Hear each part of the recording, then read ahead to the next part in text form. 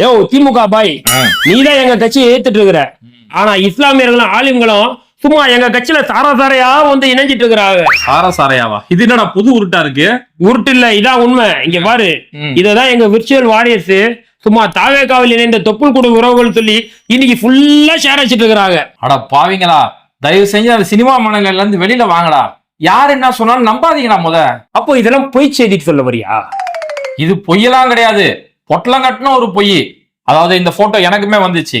அந்த photo reverse search பண்ணி அந்த போட்டோ நம்ம ஃபேக்ட் செக் பண்ணி பார்த்ததுல அது ஃபர்ஸ்ட் இங்க நடந்த சம்பவமே கிடையாது.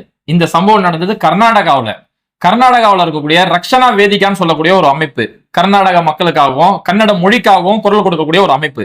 அந்த அமைப்போட தலைவர் நாராயண கவுடா அவர் என்ன செஞ்சாரு, பெங்களூர்ல இருக்கக்கூடிய ஒரு மதரசா சபீலுர் ரஷாத்னு ஒரு புகழ்பெற்ற மதரசா இருக்கு, அந்த மதரசாவுக்கு போனாரு. அதனாலதான் அந்த போட்டோலயே பாரு, பின்னாடி அரபு வாசகத்துல எழுதி இருக்கும் சபீலுர் ரஷாத். அந்த மதரசாவோட பேருமே அந்த போட்டோல இருக்கு. அந்த மதரசாவுக்கு போய் அங்க ஒரு மூத்த ஆசிரியரா இருக்கக்கூடிய அமீர் ஷரியத் சையது ஜகீர் அஹமது ரஷாதி அவங்கள போய் சந்திச்சு, இது மாதிரி இஸ்லாமியர்கள் வந்து உருது மொழியை விட கன்னட மொழிக்கு முக்கியத்துவம் கொடுக்கணும், நம்ம எல்லாம் மதத்தால வேறுபட்டு இருந்தாலும் கன்னட மொழிக்காக நம்ம எல்லாம் ஒன்று சேரணும், உங்களுக்காக நான் எல்லாம் ஒண்ணு சேர்த்து ஒரு மாநாடு கூட நடத்தலாம்னு இருக்கேன் அப்படின்னு சொல்லி அவர் அந்த மதரசாவுக்கு பெங்களூருக்கு போய் சந்திச்சு இந்த விஷயத்தெல்லாம் பேசினாரு. நான் இதெல்லாம் பேசுறேன்னு சொல்லி அவரே தன்னோட Facebook பேஜ்லயுமே இதை போஸ்ட் பண்ணியிருக்காரு. ஆனா இது எது ஏன்னு தெரியாம யார் என்ன சொன்னாலும் நம்பிட்டு அலையறீங்க. இப்படிதான் உங்களை வச்சு ஒரு பொய் செய்தியை பரப்புனாங்க.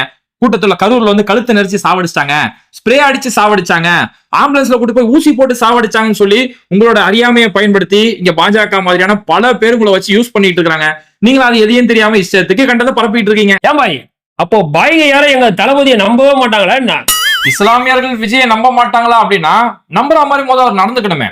அவர் இதுக்கு முன்னாடி சினிமாவில் நடிக்கும் போது துப்பாக்கின்னு ஒரு படம் நடிச்சாரு.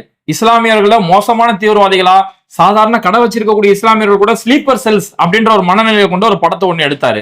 அதுக்கப்புறம் அந்த படம் பத்தி ஒரு பிரச்சனை வந்ததுக்கு பிறகு இல்ல நாங்க மன்னிப்பு கேட்டுக்கிறோம், இனிமே இந்த ஒரு படம் எடுக்க மாட்டோம் அப்படின்னாரு. ஆனா சில வருஷம் கழிச்சு பீஸ்ட்னு ஒரு படம் எடுத்து இந்த ஆலிம்கள் மாதிரியான உருவ தோற்றம் இருக்கவங்களா மிகப்பெரிய தீவிரவாதியா சித்தரிச்சு ஒரு படம் எடுக்கிறாரு. அதுக்கப்புறம் அரசியலுக்கு வராரு. அரசியலுக்கு வந்து அவர் தன்னோட கொள்கை எதிரியே பாஜக தான் அப்படிங்கிறாரு. ஆனா நடைமுறையில அப்படி எதுவுமே செய்யறது இல்ல. இப்ப இந்த கரூர் சம்பவம் நடந்தபோது கூட தாவேக தலைவர்கள்லாம் தலைமுறைவாயிட்டாங்க. ஆனா பாஜக தான் டிவி விவாதத்துல போய் விஜய்க்காக போய் சப்போர்ட் பண்ணி வக்காலத்து வாங்கி பேசுறாங்க. நீதிமன்றத்துல கேஸ் போது பாஜகவுடைய வழக்கறிஞர்கள் விஜய்க்காக அங்க போய் வாதாடிக்கிட்டு இருக்காங்க.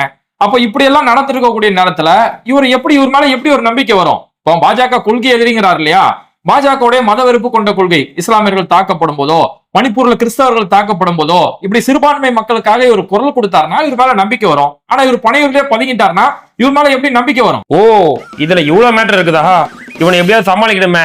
திமுக பாய் கதறு 8 மணிக்கு டிவில சுறா படம் போடுறாங்க, நான் போயிட்டு வரேன், நீ கதறு.